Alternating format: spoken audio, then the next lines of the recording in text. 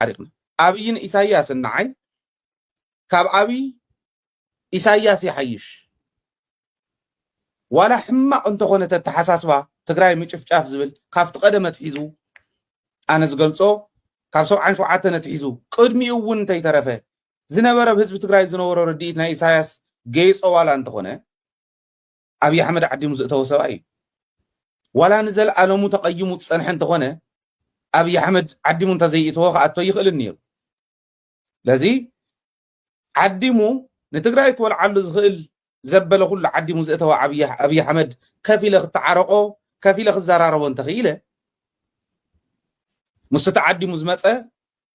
ከፍ ኢልካ ምዝርራብ ዝኣብዮ ኣይኸውንን ዝበሃለሉ ኩነታት ብምንታይ መስፈርቲ ብምንታይ መዐቀኒ ስለዚ ኣንቱም ማሕበራዊ ሚድያ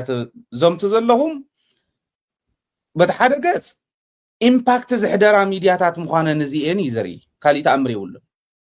ሕና ብመትከል ኢና ተቃሊስና ከምቲ ዝበሎ ብመትከል ኢና እውን ንቃለስ